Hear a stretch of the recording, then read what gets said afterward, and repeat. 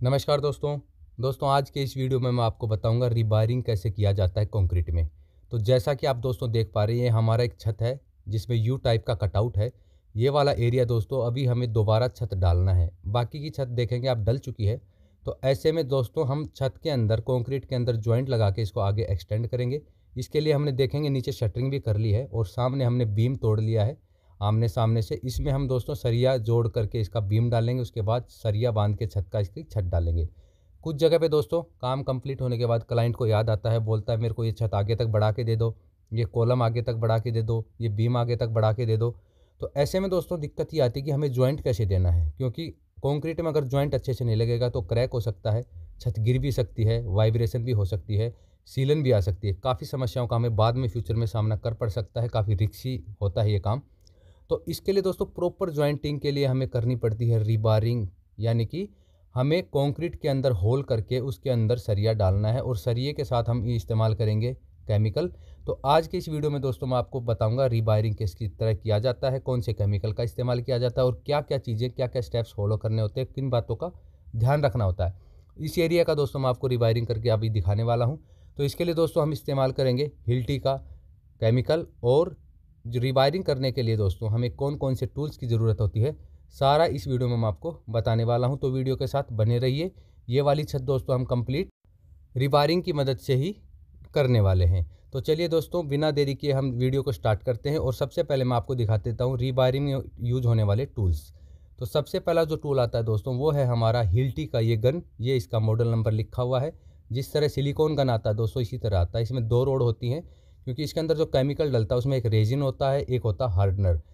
तो जो दो रोड दोस्तों जुड़ी हुई हैं एक साथ, जैसे ये वाली, ये रेजिन को पुश करती हैं और जो सिंगल वाली है दोस्तों वो करेगी हार्डनर को पुश। यानी इसके अंदर जो केमिकल का ट्यूब डलेगा उसका हार्डनर और रेजिन दोनों एक साथ जुड़े होते हैं और दोनों एक साथ पुश होंगे और नोजल में से मिक्सिंग करके वो बाहर आएंगे।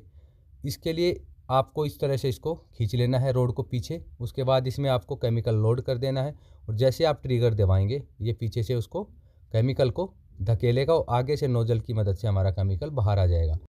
उसके बाद दोस्तों है हमारे पास ये हैमर मशीन। ये भी हिल्टी कंपनी का ही है। नॉर्मल हैमर मशीन से दोस्तों ये काफ़ी हैवी है। इसके अंदर जो हमने बिट लगा रखा है ये 22 mm का है, क्योंकि जो सरिये का रिबार हम करने वाले हैं वो 20 mm का सरिया का करने वाले हैं। 2 mm लूज़ रखते हैं दोस्तों। कहीं भी आप रिबार करेंगे सरिये से 1-2 mm मोटा आप बिट चलाएं ताकि सरिया आसानी से होल में चला जाए। नॉर्मल हिल्टी से काफ़ी हैवी है। ये इसका मॉडल नंबर है। ये स्मार्ट मशीन है, इसमें काफ़ी अच्छे फीचर्स हैं। कुछ बेसिक फीचर्स हैं जो मैं आपको बता देता हूँ। और ये काफ़ी वेट भी है इसके अंदर। और हैवी से हैवी कितना भी हार्ड कंक्रीट होगा दोस्तों ये आसानी से उसमें होल कर देती है। और ये 40 mm तक का मोटा होल आसानी से कर देती है। ये इसकी नॉब है जिसको घुमाकर आपको इसको हैमर या ड्रिल पे कर सकते हैं। यहाँ जो चाबी का साइन बना हुआ है इसके साथ में एक बल्ब है। ये है दोस्तों सर्विस इंडिकेटर।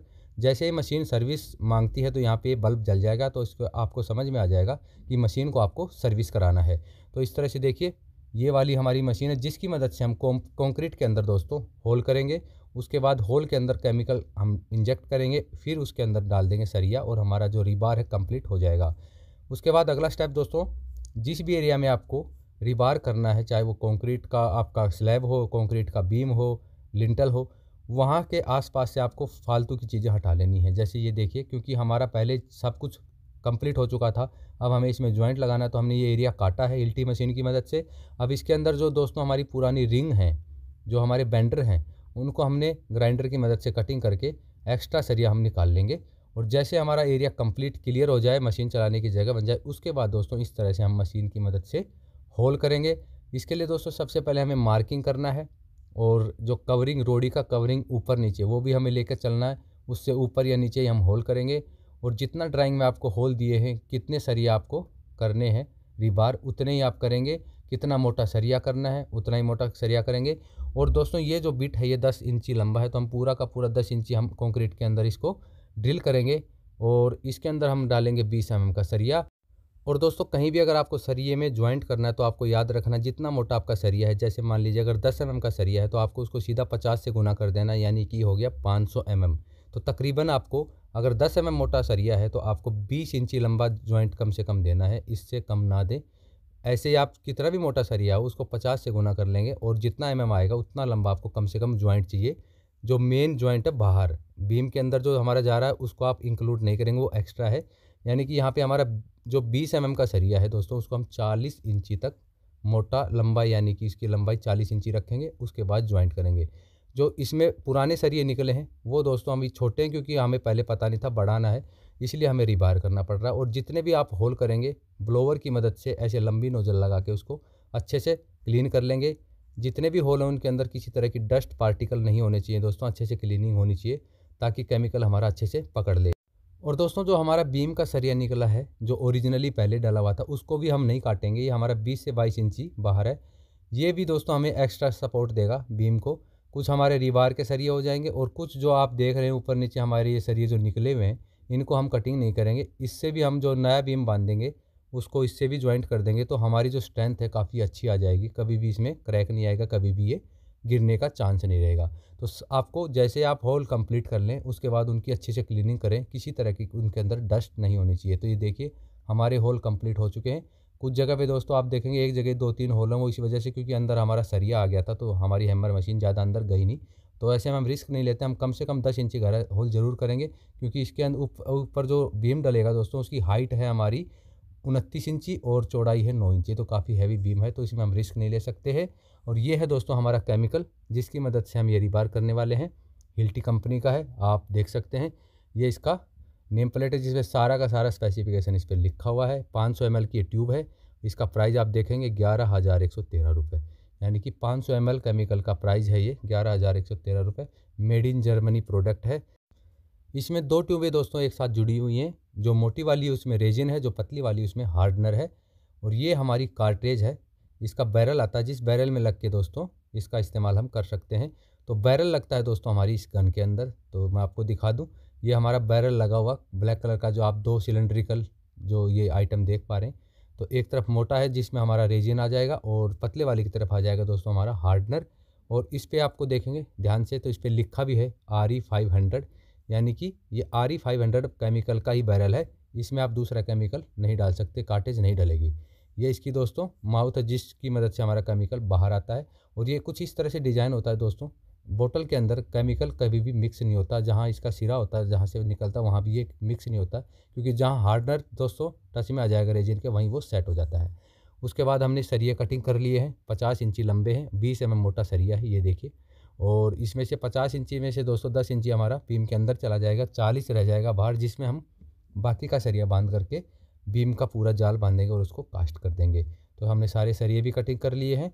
उसके बाद दोस्तों हम करने वाले हैं केमिकल इंजेक्ट।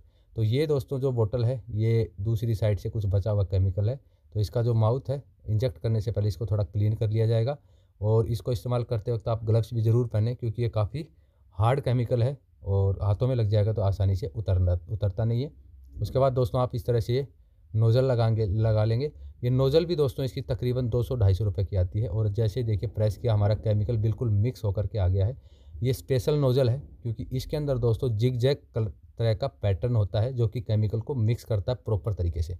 उसके बाद आपको होल में इस तरह से प्रॉपर तरीके से फुल और अच्छे तरीके से केमिकल को इंजेक्ट कर लेना है। ये देखिए हमारा केमिकल हम इंजेक्ट कर रहे हैं। जैसे ही केमिकल आपका इंजेक्ट हो जाता है उसके बाद आप इसके अंदर सरिया लगा देंगे।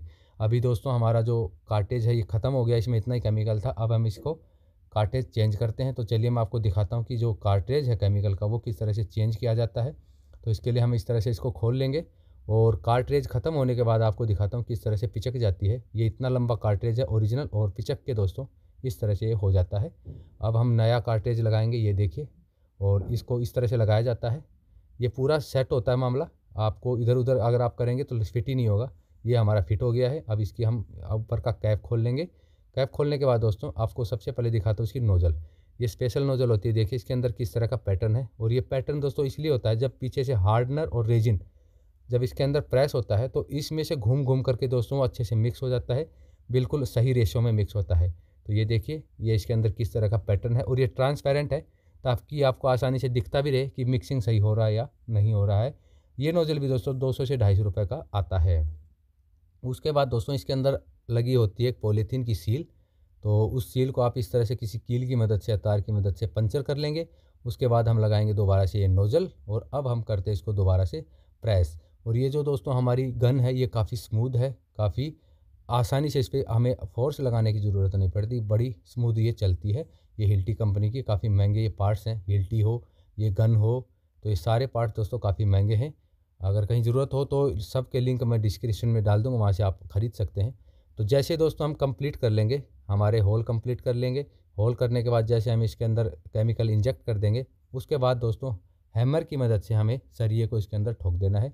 और सरिये को आपको जब तक ठोकना, जब तक कि सरिया हमारा अंदर पूरा कंप्लीट अंदर ना प्रेस हो जाए। तो इस तरह हथौड़े की मदद से दोस्तों आप सरिये को अंदर ठोक लेंगे। और केमिकल दोस्तों आपको कम नहीं डलवाना है, पूरा प्रॉपर तरीके से जब आप सरिया ठोकें तो केमिकल बाहर निकलना चाहिए। ऐसा नहीं कि आप बिल्कुल कम केमिकल डाल के चला जाए मैकेनिक और बाद में दिक्कत आ सकती है ऐसे में। तो केमिकल की मात्रा आपको प्रॉपर रखनी है। ये एक होल दोस्तों जो 16 mm का है हमारा, इसका एक होल करने के लिए दोस्तों 700 रुपये का चार्ज ये लेते हैं। अगर आप 12 mm का करेंगे, 10 mm का करेंगे तो उसका चार्ज हमारा 400-500 के आसपास आता है पर होल।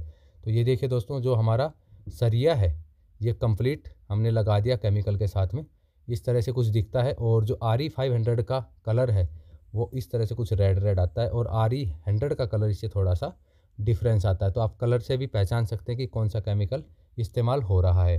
तो ये देखिए, जैसे कि हमने केमिकल डाला, उसके बाद जैसे हम सरिया डालेंगे दोस्तों, तो हमारा केमिकल जो है बाहर निकलना चाहिए, जिस तरह आप यहाँ पे देख रहे हैं।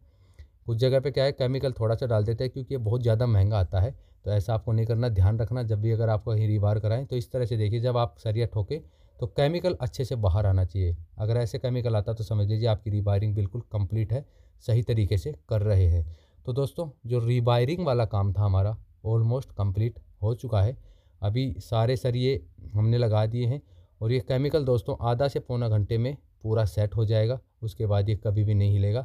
इसकी स्ट्रेंथ जो है दोस्तों, केमिकल की रीवायरिंग की जो स्ट्रेंथ है, जैसी नॉर्मल ओरिजिनली कंक्रीट की होती है, जैसे हम कंक्रीट कास्ट करते हैं उतनी ही स्ट्रेंथ होती है। तो इसमें किसी तरह की डरने की बात नहीं है कि ये कहीं से वीक तो नहीं है, कमज़ोर तो नहीं है, कभी क्रैक तो नहीं हो जाएगा, छत गिर तो नहीं जाएगी, ऐसा कुछ नहीं।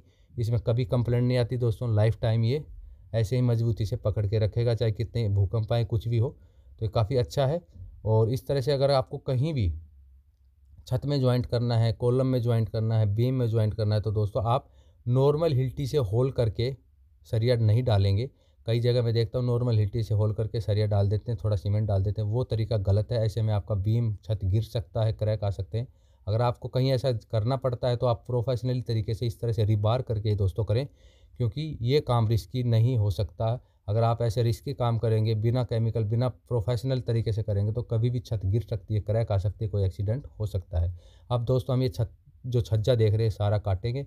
जब इसका सरिये का लैप निकलेगा जाल का, फिर हम इसके पूरा जाल बांधेंगे। इससे पहले देखिए हमारा जो बीम का हमारा रीबार हो गया है। अब इसमें हम बीम का सरिया बांधेंगे, ये पूरा का पूरा इस तरह से बीम बांधेंगे, बीम कास्ट करेंगे। बीम कास्ट करने के बाद ये छज्जा तोड़ के इसका हम जाल बांधेंगे। जाल बांधने के बाद हम इसकी छत कास्ट कर देंगे। तो दोस्तों ये था वीडियो रीबार का, जिसमें मैंने आपको बताया अगर कहीं छत में ज्वाइंट करना है तो आप किस तरह से रीबार की मदद से ये काम आसानी से कर सकते हैं। अगर आप ऐसे वीडियो देखना चाहते हैं तो आप हमारे साथ कनेक्ट रहिए। अगर आपके मन में कोई सवाल, आप कुछ पूछना चाहते हैं तो आप मेरे को कमेंट कर सकते हैं। तो फिर मिलूँगा दोस्तों किसी ऐसी नॉलेजेबल वीडियो के साथ, तब तक के लिए जय हिंद।